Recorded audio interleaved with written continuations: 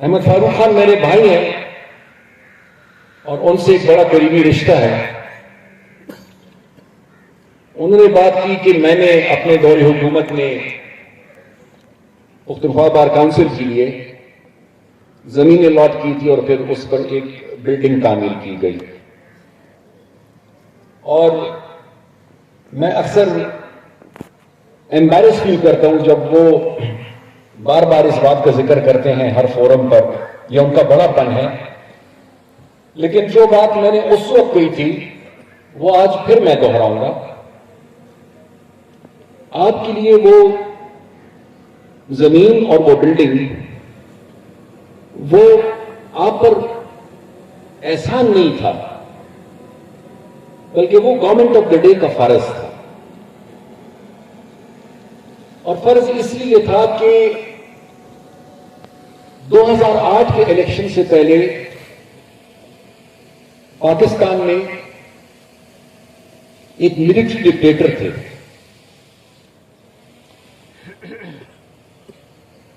اور ججز کی عدلیہ کے لیے قانون اور انصاف و آئین کے لیے اس وقت،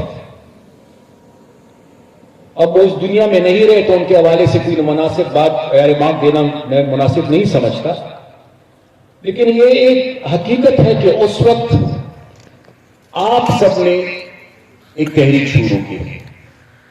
پاکستان کے تمام وکلا نے ایک تحریک شروع کی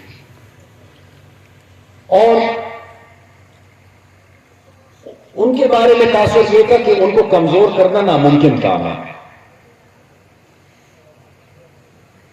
لیکن یہ کریڈٹ وکلا کو جاتا ہے کہ اگر 2008 کے الیکشنز میں پولیٹیکل پارٹیز کو دوبارہ کم بیک کا موقع ملا اور کسی حد تک ملک میں جمہوری نظام دوبارہ بحال ہوا تو اس کا کریڈٹ پولیٹیکل پارٹیز کو کم جاتا ہے اور اس کا کریڈٹ وکلا برادری کو زیادہ جاتا ہے. یہ آپ کی تحریک کے نتیجے میں اس وقت ہوا تھا. تو اسی لیے جس کی بھی حکومت تھی ان کا یہ فرض تھا کہ کم از کم آپ کی تحریک کے نتیجے میں جو پاکستان کا پولیٹیکل لینڈسکیپ بدل گیا تھا، کم از کم جو آپ کی بنیادی اور جائز ضروریات تھی ان کو پورا کیا جاتا. اینڈ سیکنڈلی، کسی بھی پارٹی کی حکومت ہو، کوئی بھی پولیٹیکل پارٹی ہو، لیکن اگر معاشرے میں انصاف نہیں ہوگا اور انصاف دستیاب نہیں ہوگا تو کوئی بھی حکومت، کوئی بھی پولیٹیکل سسٹم، کوئی بھی جمہوریت سروائیو نہیں کر سکتی. اور انصاف کے نظام کو انشور کرنے کے لیے بار اور بینچ ضروری ہے. تو اس حوالے سے بھی آپ کے جائز مطالبات کو پورا کرنا وہ میرا فرض تھا. اور پتہ نہیں زندگی میں دوبارہ موقع ملے یا نہ ملے، لیکن اگر دوبارہ موقع ملے تو میں آج سے کہتا ہوں کہ میں کوشش کروں گا کہ دوبارہ اس سے بھی زیادہ کر سکوں وکلا کے لیے جتنا پچھلے 5 سالوں میں ہم نے کیا تھا. اور پھر آپ کا شکریہ اس لیے ادا کرنا چاہتا ہوں کہ جب وہ بلڈنگ کمپلیٹ ہوئی تو اس وقت I was not in office. محترم پرویز خٹک صاحب چیف منسٹر تھے. لیکن یہ آپ کا بڑا پن تھا، یہ آپ سب کا بڑا پن تھا کہ آپ نے سٹنگ چیف منسٹر کو انوگریشن کے لیے نہیں بلایا، آپ نے ایک فارمر چیف منسٹر کو انوگریشن کے لیے بلایا. یہ میرے خیال سے اور کوئی نہیں کر سکتا تھا، کیونکہ میرے اور بہت سارے پروجیکٹس تھے جن کی انوگریشن میری حکومت ختم ہونے کے بعد ہوئی، لیکن صرف آپ تھے جنہوں نے مجھے بلایا، آپ تھے جنہوں نے مجھے وہ عزت دی. اور مجھے آج بھی وہ دن یاد ہے اور مجھے ساری زندگی وہ دن اور وہ لمحہ یاد رہے گا انشاءاللہ. یہاں پر ثوابی بار کی نمائندگی بھی ہے. میرے پاس میرے بھائی آئے کہ جی آپ نے یہاں پر ثوابی بار کے لیے زمین لی تھی، آپ نے گرانٹ دیا تھا. وہ تو میں پہلے کہہ چکا ہوں کہ پورے پختونخوا میں ہزارہ کے بھائی یہاں پر بیٹھے ہیں، حالانکہ ہزارہ میں انفارچونیٹلی پارلیمنٹری اسٹرینتھ ہماری کبھی بھی نہیں رہی، لیکن اس وقت ایز چیف منسٹر میری کوشش یہ تھی کہ جن ایریا سے ٹریڈیشنلی ہم جیتتے آئے ہیں ان کو بھی توجہ دوں، لیکن اس سے پہلے ان جگہوں کو زیادہ توجہ دوں جہاں پر ہماری پریزنس پارلیمنٹری نہیں ہے، تاکہ کوئی یہ نہ سمجھے کہ ہم صرف ان علاقوں کو ترجیح دے رہے ہیں، ان بارز کو ترجیح دے رہے ہیں جہاں پر ہماری پارلیمنٹری اسٹرینتھ ہے۔ ہمیں فاروق صاحب نے بھی بات کی کہ جی حکومت نے بار کاؤنسل کے انتخابات کے موقع پہ گرانٹس دیے تھے، میں تو صرف موجودہ حکومت کو یہ رائے دے سکتا ہوں، مشورہ دے سکتا ہوں، کام ہے گورنمنٹ کا کہ وہ گرانٹس دے، آپ کو سپورٹ کریں، لیکن اس کا ٹائمنگ کا ذرا سوچنا ان کو چاہیے، ٹائمنگ کا سوچنا چاہیے تاکہ وہ گرانٹس، وہ سپورٹ کنٹروورشل نہ ہو۔ انفارچونیٹلی میرے خیال سے جو انہوں نے کیا وہ کسی حد تک اس ٹائمنگ کی وجہ سے وہ کنٹروورشل ہو گئے۔ صدر صاحب نے ایک بات کی اور میں یہی چاہوں گا کہ میں اس پہ بات کروں آپ سے۔ انہوں نے یہ کہا کہ ابھی ریسنٹلی جو بار کاؤنسل کے الیکشنز ہوئے تھے اس میں آپ سب you are not on the same page. obviously جمہوریت ہے، آپ نے ڈفرنٹ کینڈیڈیٹس کو سپورٹ کیا، انڈیپینڈنٹ کینڈیڈیٹس تھے، پولیٹیکل پارٹی کے بیک کینڈیڈیٹس تھے، تو obviously، لیکن یہ کہ اس کے بعد آپ ان ڈویژنز کو رہنے نہیں دیتے، وہ ڈویژنز ووٹ اور بیلٹ باکس تک رہتی ہیں، اور جب وہ ووٹ کا پروسیس مکمل ہو جاتا ہے تو اس کے بعد آپ کوشش کرتے ہیں کہ وہ ڈویژنز نہ رہے۔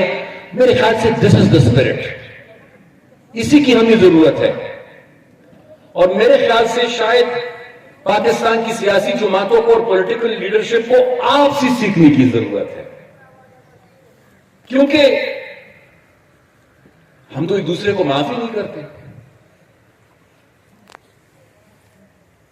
الیکشنز کی تلخیاں، الیکشنز کی ڈویژنز، وہ اختلافات، وہ چاہے 2 سال بعد الیکشن ہو رہے ہوں، 3 سال بعد ہو رہے ہوں، 5 سال بعد ہو رہے ہوں، ہم وہ اختلافات ختم نہیں کرتے، بلکہ وقت کے ساتھ ساتھ وہ اختلافات بڑھتے جاتے ہیں، اور اس کے 2 نقصان ہوتے ہیں۔ پہلا نقصان یہ ہوتا ہے کہ تلخیاں بڑھتی جاتی ہیں۔ جب تلخیاں بڑھتی ہیں تو آپ کا ایک ورکنگ ریلیشن شپ ڈیولپ نہیں ہوتا۔ جب آپ کا ورکنگ ریلیشن شپ ڈیولپ نہیں ہوتا تو آپ ایک کامن ایجنڈا پہ متفق نہیں ہو سکتے۔ جب آپ ایک منیمم کامن ایجنڈا پہ متفق نہیں ہو سکتے تو آپ ملک کو آگے لے کے نہیں جا سکتے۔ میں نے 1991 میں سیاست کے میدان میں قدم رکھا، اور یہ 2025 ختم ہونے کو ہے۔ سینئرز یہاں پہ بیٹھے ہیں، انہوں نے مجھ سے بھی اچھے دن دیکھے ہوں گے، لیکن آنیسٹلی میں آپ کو بتاؤں 90s کا وقت آج کے وقت سے پولیٹیکلی بہت اچھا تھا۔ اختلاف تھا مگر احترام بھی تھا، اختلاف رائے بھی تھی لیکن آپس میں مل بیٹھنا بھی تھا۔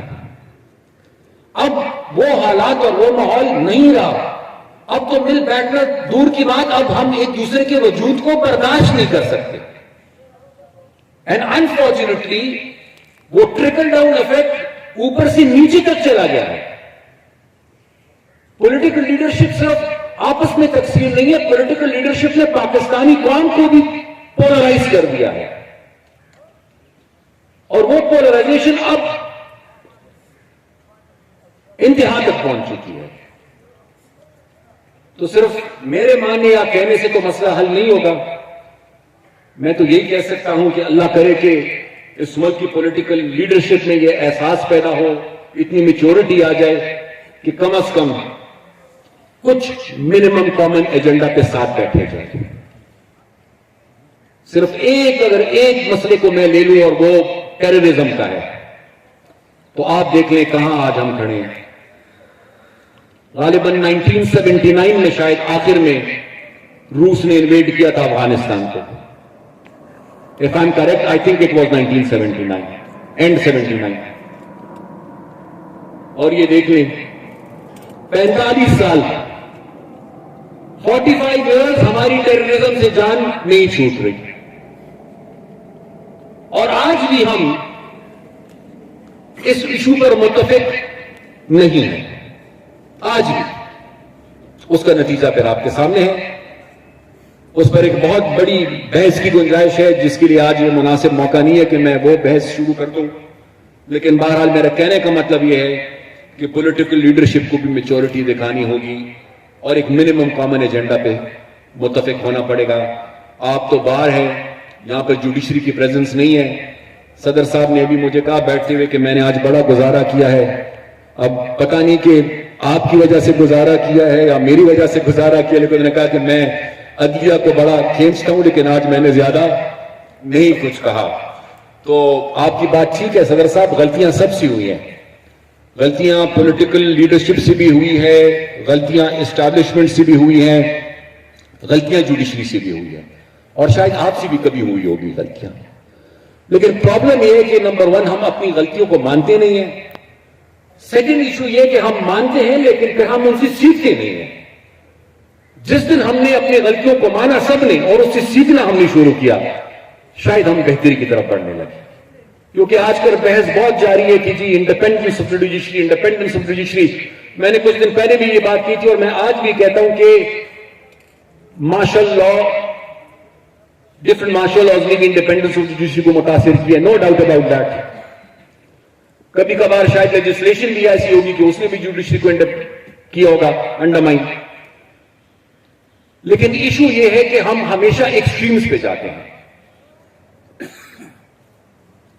ہمیشہ۔ اور میرا یہ ماننا ہے، شاید میں غلط ہوں اور کوئی میں سے اتفاق نہیں کرتا تو میں پہلے سے معذرت کر لیتا ہوں، میرے خیال سے سب سے زیادہ نقصان اگر جوڈیشری کی انڈیپینڈنس کو کسی چیز نے پہنچایا ہے تو وہ جوڈیشل ایکٹیویزم نے پہنچایا ہے۔ جوڈیشل ایکٹیویزم نے سب سے زیادہ نقصان پہنچایا۔